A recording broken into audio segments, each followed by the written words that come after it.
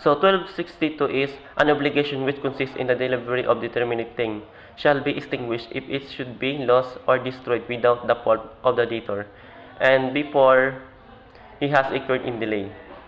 When by law or stipulations the obligor is liable even for the produced events, the loss of the thing does not extinguish the obligation he shall be responsible for damage. The same rules applies when the natures of the obligation requires the assumptions of the risk. So sinasabi dito kapag ang isang obligation natin ng isang tiyak na bagay or determinate thing, kumbaga siya yung bagay na hindi pwedeng palitan. So sinasabi dito hindi nga siya mapapawalang bisa nga siya dahil hindi nga siya mapalitan kasi yung bagay na yun ay isang specific na bagay. So base dito, pwede pa rin siyang maparusahan sa batas kasi nga sa batas o kasunduan kapag nagkaroon ng isang pinsala na hindi inaasahan man niya, ay kailangan mo managot sa isang batas. Kahit na ito ay hindi inaasahan. So, bilang isang debtor, ay kailangan niyang punan kung nagkaroon man siya ng pagkakapabaya or nagkaroon ng damage. So, kailangan niya pa rin panagutan kahit na ito ay isang purchase event o hindi niya sinasadya. So, sinasabi dito, when a thing is considered lost, it is understood that a thing is lost when it's perished or goes out of commerce or disappears in such a way that its existence is unknown or it cannot be recovered. Loss of determinate things under Article 1262 is the equivalent of impossible performance in obligations to do, referred to in Article 1266, but loss of the things due as used Article 1231 and the above section subtitle extends to both obligations to give and obligations to do. So sabi dito, kapag nawala ang isang bagay, siyempre yung bagay na nasira or kaya nawala dahil sa kapabayaan ng isang tao. So, makukonsider talaga natin yung isang bagay ay nawala na or hindi na nahahatid sa isang persons na nag-oobliga ng isang obligations.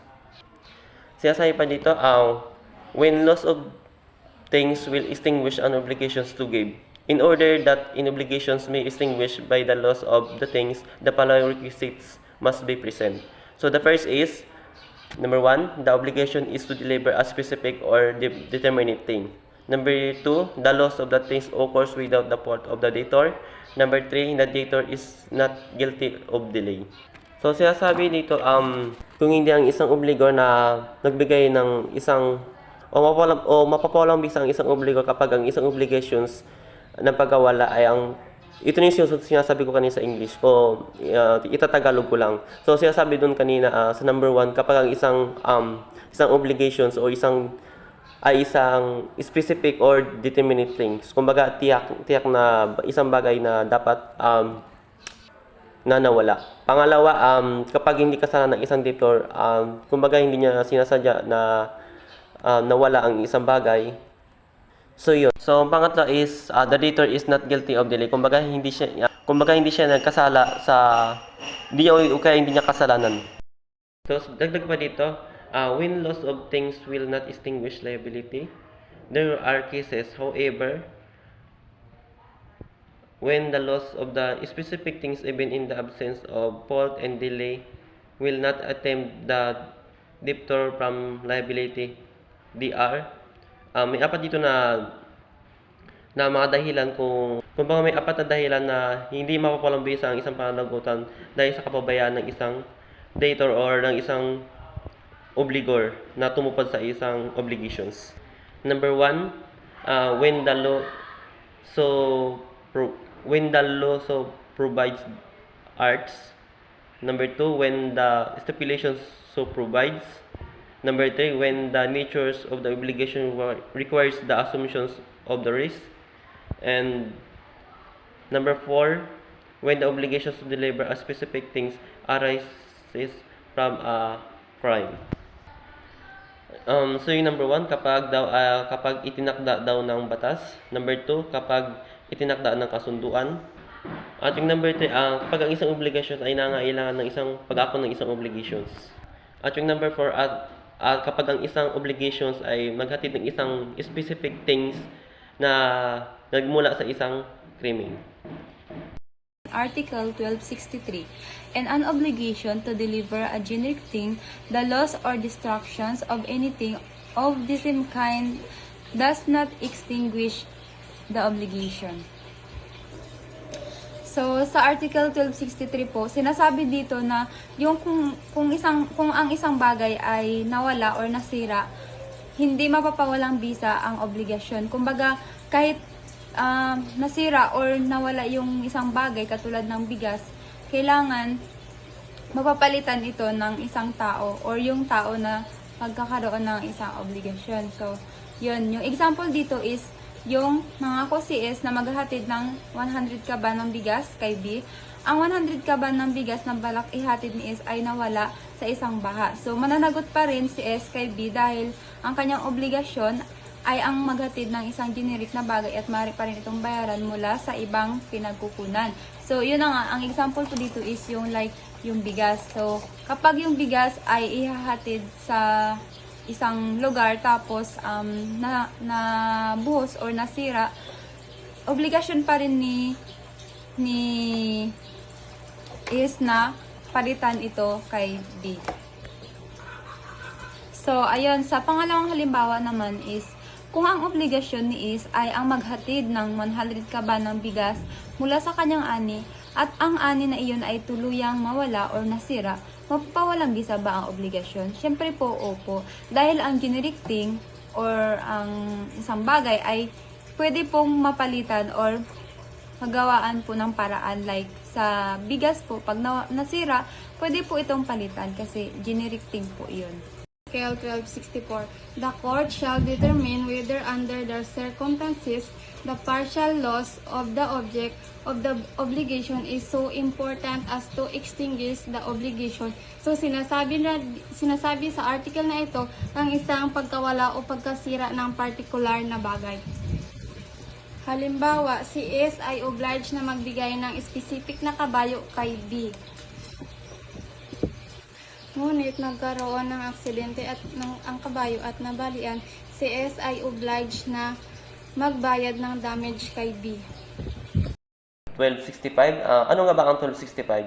Article 1265. Whenever the thing is lost in the possession of the debtor, it shall be presumed that the loss was due to his fault unless there is no proof to the contrary, and without prejudice to the provisions of Article 1165. These presumptions does not apply in cases of earthquake, flood, storms, or other natural calamity. So, sinasabi dito, kapag nawala ang isang bagay na pag-ari ng isang debtor, ipinapalagay na mismong kasalanan niya rin mismo kasi nga kailangan niyang tuparin ang isang obligations kapag mayroon siyang kasalanan na nagawa. Presume of fault in cases of loss of things in possessions of debtor. So, the article established disputable presumptions of fault whenever the things to be delivered is lost in the possessions of the debtor. This presumption is reasonable because the debtor who has the custody and care of the thing can easily explain the circumstances of the loss. The creditor has no duty to show that the debtor was at fault. Under the third paragraph of Article 1165, the obligor who is not at fault, he is still liable in case he is guilty of delay or has promises to deliver the same thing to two or more persons who do not have the same interest. So sinasabi lang naman dito, siyempre kapag may isang obligation na hindi nagawa o may kasalanan ka o ganun pa man, siyempre kapag nawala ang isang bagay sa'yo, mismong kagawin mo rin mismo yun dahil kailangan mong tuparin ang isang obligations kapalit mismo ng mga bagay na mayroon ka para mapunan mo mismo yung obligations na kailangan mong tuparin. So, sa iba dito, when presumptions not applicable. In case of natural calamities, the presumptions of fault does not apply. Lack of fault on the part of the debtor is more likely, so it is unjust to presume negligence on his parts. So, ibig sabihin daw, kung kailan ay hindi nalalapat ang isang pagpapalagay mula sa isang obligations. Example number 1, they borrowed the car of C. On the due date of the obligations, they told C that the car was stolen and that he was not at fault. That is enough to extinguish this obligation. It is presumed that the loss was due to his fault, hence he is liable unless he proves the contrary.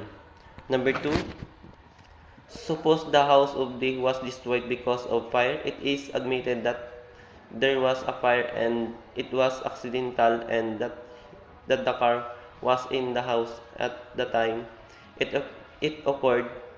Here, D is not liable unless C proves fault on the part of D. So, sinasabi daw sa halimbawa number 1, si D daw ay nanghiram ng kotse kay C. Ngunit, sinabi ni D kay C na ang kotse ay ninakaw. So, ibig sabihin nun,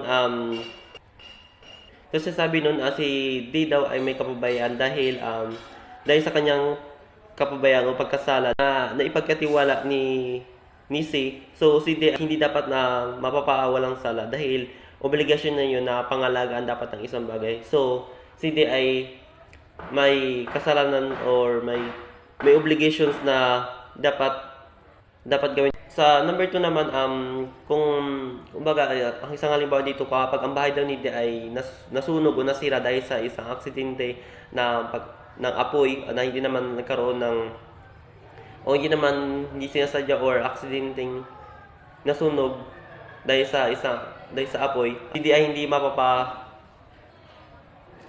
hindi mananagot kay C dahil hindi naman talaga totally na kasalanan ni D ang masunog o masira ang isang kotse. Article 1266. The debtor in obligation to do shall also be released when the prestation becomes legally or physically impossible without the fault of the obligor. Sabi sa Article 1266, physically, nangyari ito kapag ang obligasyon ay hindi na may sasagawa dahil sa mga pangyayaring hindi kontrolado ng debtor tulad ng pagkamatay o pinsala. Halimbawa, ang isang pintor na kailangan magpenta ng isang larawan ay hindi na makakagawa nito kung mawawala siya ng kamay. Legally, nangyari ito kapag ang obligasyon ay hindi na may sasagawa dahil sa batas. Halimbawa, ang pintor dahil sa aksidente ng kanyang kamay, dahil dito siya ay pinalaya sa kanyang obligasyon. Note that Article 1266 may express the reference to obligation to do to person obligation. Now, let us discuss the Article 1267. This article said when the service has become so difficult as to be manifestly beyond the contemplation of the parties, the obligor may also be released therefrom, in whole or in part. Remember that the general rule is that impossibility of performance releases the obligor. So this article refers to moral impossibility or impracticability due to the change of a certain conditions. Take note, this article speaks for service, a personal obligation, not a real obligation which is to give. For example, Victor together with the other construction worker agreed to construct a road near a mountain. Then a hurricane caused landslide, making the construction of the road dangerous to the human lives. So in this case, Victor may be released in whole or in part. from his obligation to continue with the construction. In view of non-construction of the railroad, failure to grind the sugar does not give rise to the damages. This is what we call moral impossibility. 1268. Article 1268. When the death of a thing certain and determinate proceed from a criminal offense, the debtor shall not be exempted from the payment of its price, whatever may be the cause for the loss, unless the thing having been offered by him to the person who should receive it, the latter refuse without justification to accept it. Ang halimbawa po nito is, si D ay nagnakaw ng jeep ni C, which is, yun yung particular na krimen. And then, si D ay may obligasyon na ibalik ang jeep kay C. Kahit na ang jeep ay nawasak ng walang kasalanan ni D, siya pa rin yung mananagot sa pagbayad ng halaga nito. Pero po, may exemption. Kung si C ay tumanggi na tanggapin ang jeep ng walang sapat na dahilan, kahit na ito ay inalok na sa kanya ni D. Sa alinmang kaso, kung ang pagkawala ng bagay ay dahil sa kasalanan ni D, siya ay mananagot pa rin. So, sa madaling salita po sa Article 1268, kapag ang utang ay nagmula sa isang krimen, ang may utang ay may pananagutan sa pagbabayad ng halaga ng bagay kahit na may fortuitous event, maliban kung ang may-ari ay tumanggi na tanggapin ang bagay ng walang sapat na dahilan. Yun lang po. Article 1269. The obligation having been extinguished by the loss of the thing, the creditor shall have all the right of action with the debtor, may have against third person by reason of the loss. 1186. Sabi sa Article 1269, nasasaad na kung ang isang obligasyon ay napapawalang bisa dahil sa pagkawala ng isang bagay, obligasyon ni third person na kahit nangyari ang pagkawala ng isang bagay, mananatili pa rin siyang managot sa of death. Article 1270. So, ano nga ba ang condemnation or remission? It is essentially gratuitous and requires the acceptance by the obligor. It may be made expressly or impliedly. So, ano nga ba ibig sabihin ng condemnation or remission? Ibig sabihin nito ay kinakailangan po natin na pagtanggap ng isang obligor, which is it is may be made to expressly or to our of implied. So, this is condemnation or remission. So, mayroon po tayong requisite of condemnation or remission. Una, it must be gratuitous. Ibig sabihin ng gratuitous, ito yung walang bayad or libre. So, for example, si A ay may utang ng 10,000 kay B. So, sinabi ni B kay A na remission niya na ito sa kanyang utang na hindi humihingi ng kapalit na which is ito ay gratuitous. So, pangalawa, it must be accepted by obligor. So, example, si A ay may utang na 10,000 kay B. So, sinabi ni B kay A na i-remission niya na ito ang kanyang utang bilang tugon na nagpapasalamat si A na kinikilala ang kanyang remission. So, ibig sabihin, nagpapahiwatig na isang pagtanggap sa kanyang remission. So, pangatlo po, the parties must have capacity. For example, si A ay isang minor de edad, so, na may utang kay D. So, hindi maaring patawarin ni D ang utang na yun dahil may kulang si A na sa kakayahang tumanggap ng donation.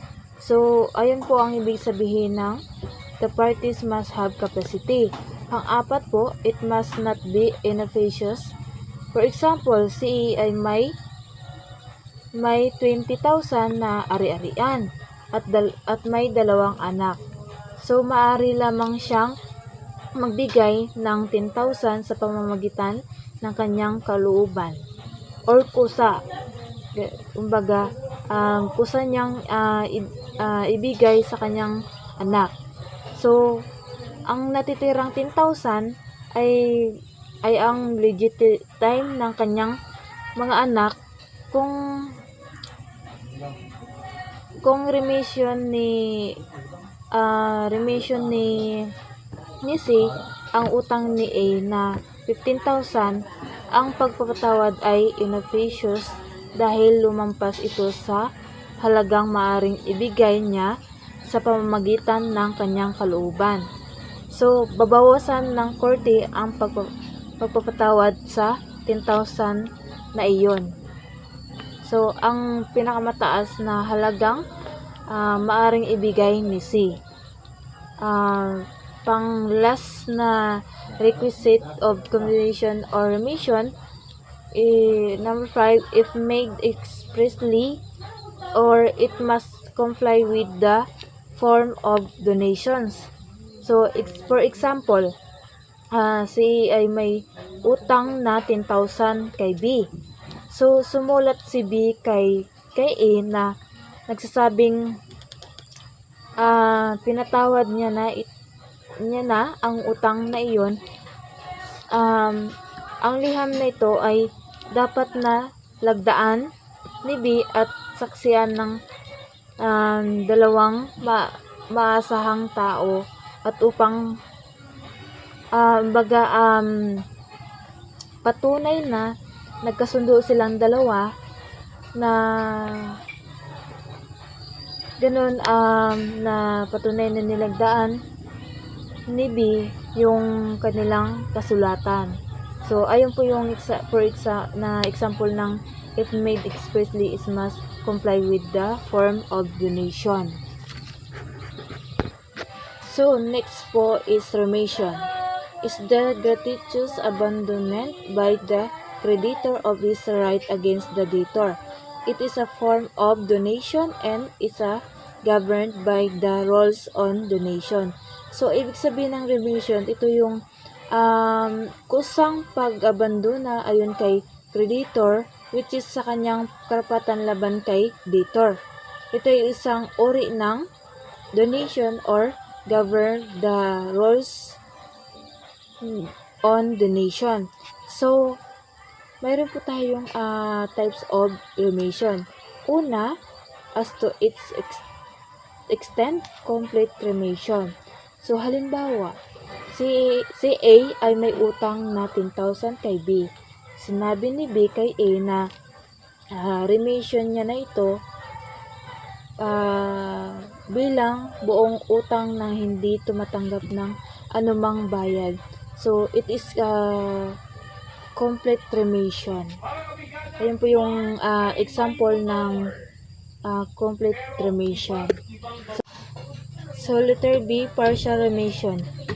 So, for example, si D ay may utang na 10,000 kay B. So, sinabi ni B kay D na tawad niya na ito ang 5,000 na utang ni D. So, ayun po ang example ng partial remission. So, pangalawang types of remission as to its form. So, letter E, express remission. So, for example na express remission, si A ay may utang na 10,000 kay B. So, sumulat si B kay A na magsasabing tawad niya na ito na ang utang. So, it is a express remission. So, letter B, implied remission. So, for example of implied remission, si C ay may utang na 10,000 kay B. So, sinira ni B ang promissory note na nilagdaan ni C. So, it is a not implied remission.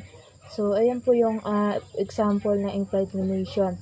So, pangatlo po na types of remission as to its date of effectively. Letter A, inter vivos remission. Ay ibig sabihin ng inter vivos remission, si A ay may utang na 20,000 kay V.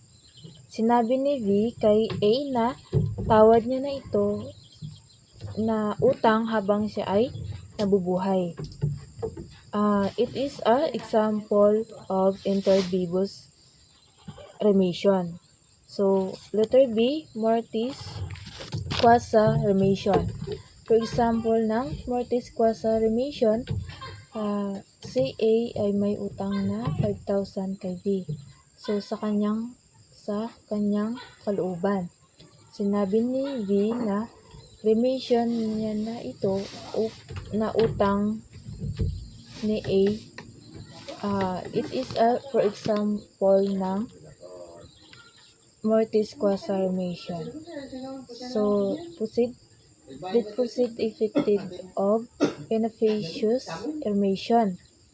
For example ng inefficacious remission, si A ay may utang na 20,000 sa ari-arian at may dalawang anak. Maari lamang siyang magbigay ng 10,000 sa pamamagitan ng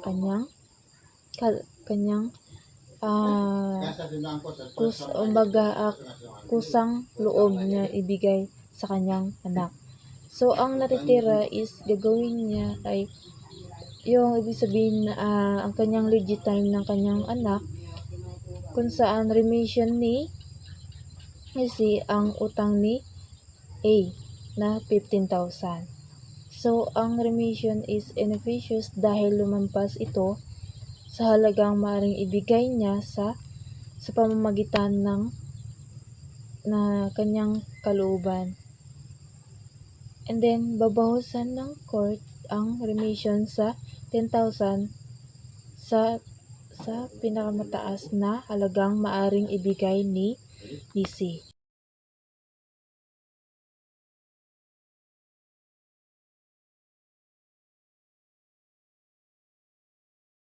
In Article 1272. So what is Article 1272? Whenever the private documents in which the deed appears is found in the possessions of the debtor, it shall be presumed that the creditor delivered it voluntarily, unless the contrary is proved.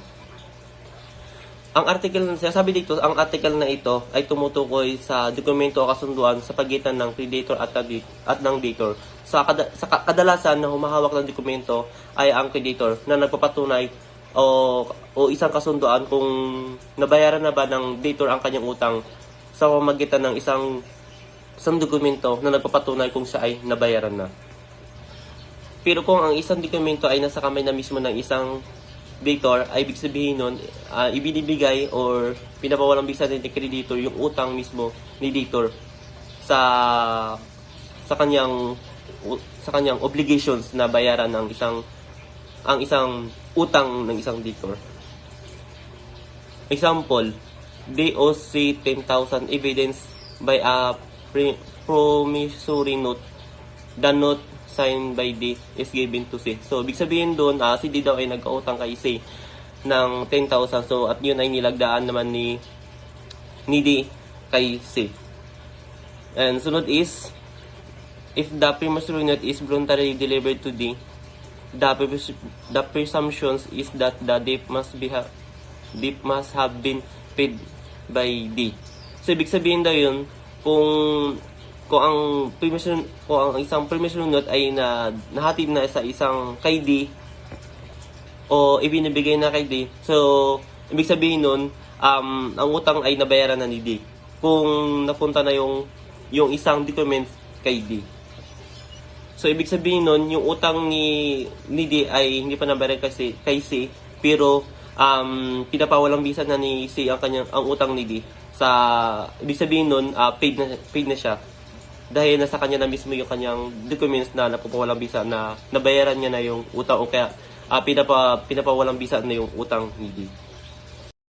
Discussing the Article 1273, which is the renunciation of the principal debt shall extinguish the accessory obligation, but the waiver of the latter shall leave the former in force.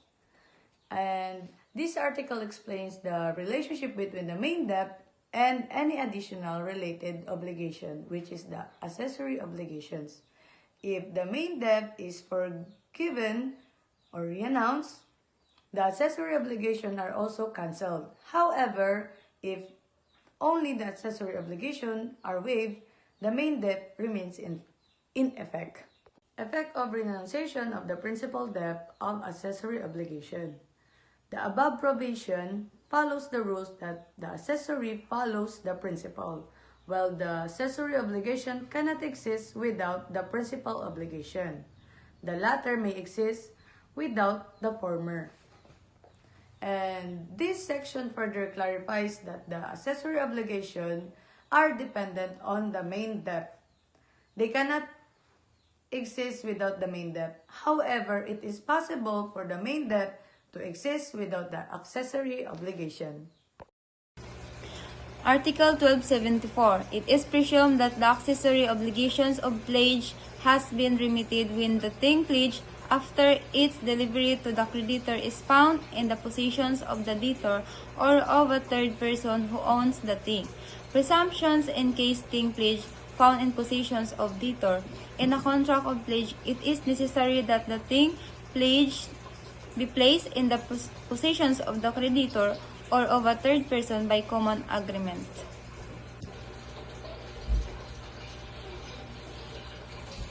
Kung ang isang tao ay nagbigay ng isang bagay bilang pangako para sa isang utang, halimbawa, singsing bilang pangako para sa isang pautang, at ang bagay na iyon ay nasa kamay na ng may utang, ipinapalagay na pinalaya na ng nagpautang ang obligasyon na ibalik ang bagay na iyon. Halimbawa po dito is si Ana ay nagbigay po ng kanyang relo bilang pangako para sa isang pautang kay Ben. Kung matagpuan ng relo sa kamay ni Ana, ipinapalagay na pinalaya na ni Ben ang obligasyon na ibalik ang relo. Pero hindi po ibig sabihin nun na wala ng utang si Ana kay Ben. Kailangan pa rin po niyang bayaran yung utang niya kay Ben at hindi niya na kailangang ibalik po yung relo.